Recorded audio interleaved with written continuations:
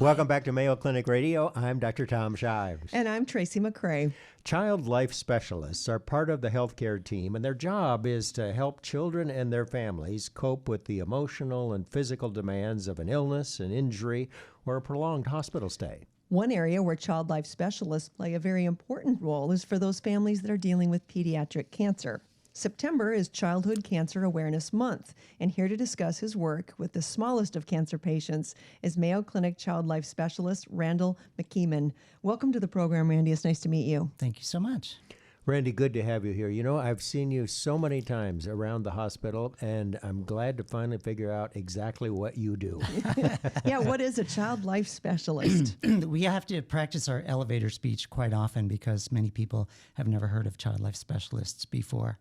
So probably the fastest way that we can describe what we do is to say that our job is to take the scary out of the hospital as much as possible.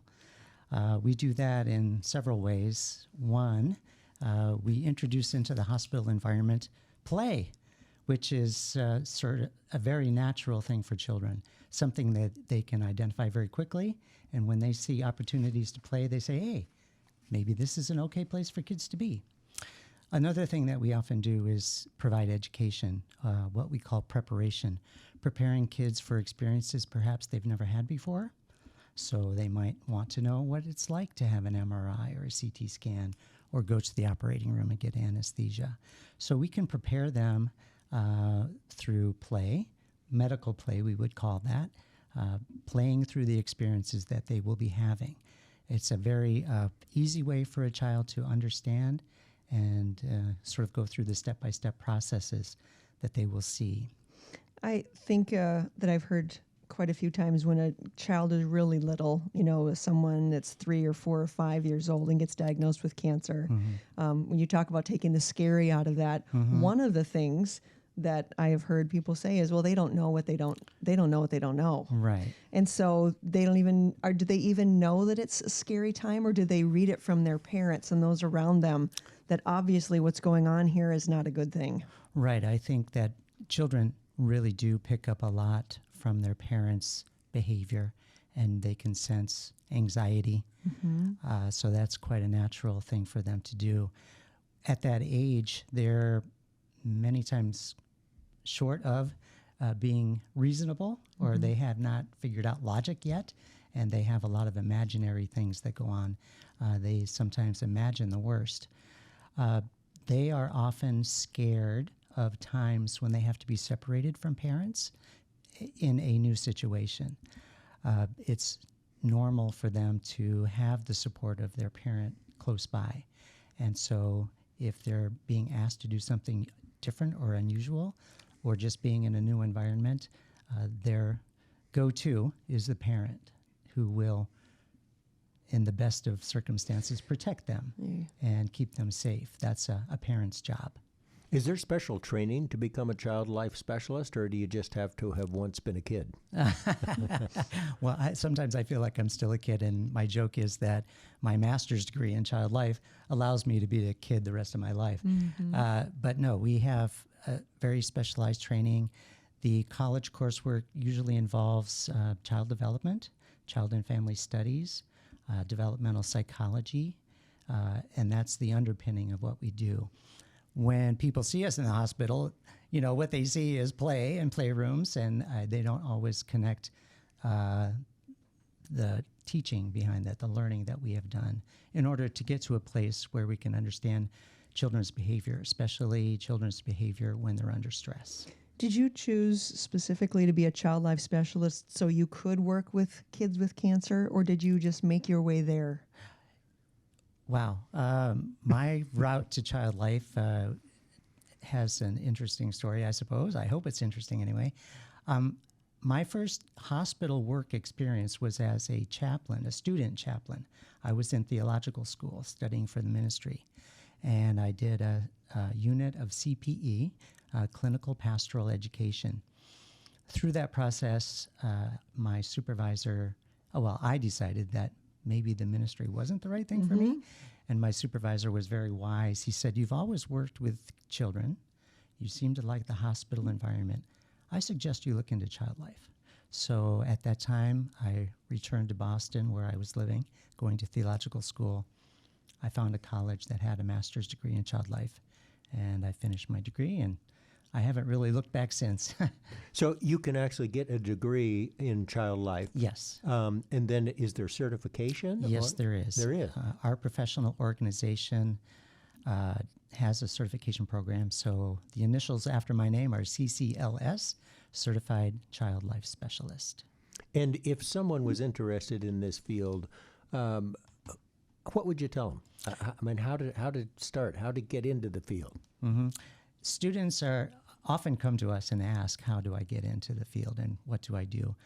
I frequently sit down with students and talk with them, answer any of the questions they have, and I direct them to probably the best source of information, which is a website, childlife.org, which is our professional organization. It talks all about the certification, the education that's required, the coursework that's required, the internship that's required, and the exam. What types of things do you do, or in a typical day, or what types of things do you do to help a family, to help a child that is going through a cancer diagnosis? Right now, I'm working in the proton beam facility. So I see kids who are getting proton beam radiation to treat their solid tumors.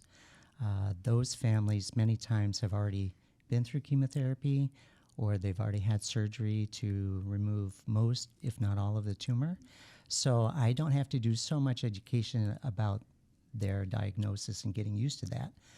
But I do teach them about what happens when you come to the Jacobson building, what happens when you get proton therapy. Do you show them how big that machine actually is, or does that scare children? Because it's a big machine that you don't see. That's really depends on the age, how you teach Sure. the child. Okay, all right, cool.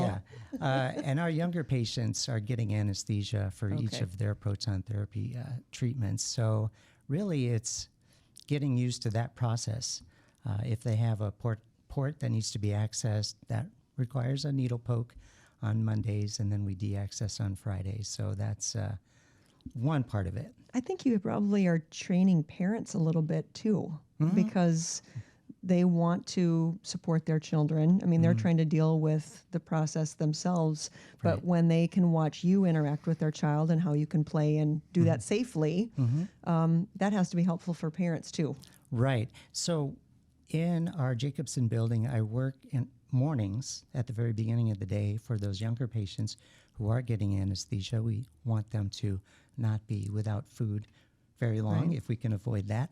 So I feel like the Jacobson building is sort of like if Child Life ran the hospital, this is what it would look like, because the first thing they do when they come in is we play. I get out Play-Doh or cars and trucks or trains, and we just play a little bit, and I think that does a lot to help the child feel more comfortable.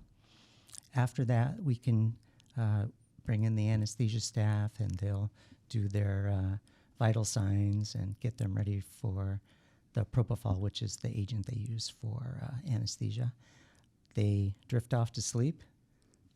We take them into the proton machine. They get their proton therapy. I think the parents really benefit by seeing their child being a normal child. Right. It's what the child wants. It's what the parent wants, just to be normal as much as possible. So I think that really takes it all down a level. What about teenagers?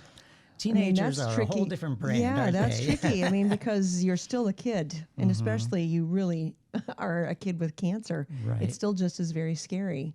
How Right. do you help them? As you get older, your needs definitely change.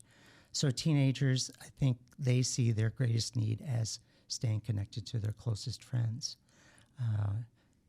Coming to the hospital, coming to Rochester is a disruption in that. Fortunately, we have lots of technologies now where people can stay connected, Snapchat and Facebook and Yeah. video conferencing, FaceTime. So that helps, but still, they're concerned about their body image. How will they fit in with their classmates when they do return to school? They're much more able to take logical explanations about things. So it's not really an understanding. It's more how they feel emotionally. is this going to change me, and am I still going to be acceptable to my peers? If you could have any job in the world, would you switch? I love my work. I would not do anything else. There have been times when I've been interviewed and I say, don't tell Mayo Clinic, but I would do this for free. Shh. Yeah, right. Shh. Don't tell them. We've been talking about the role of child life specialists, how to take the scary out of being in the hospital. And if you'd like to know more, you can go to childlife.org. Our guest, Randy Mc Keeman. Right. Thank you.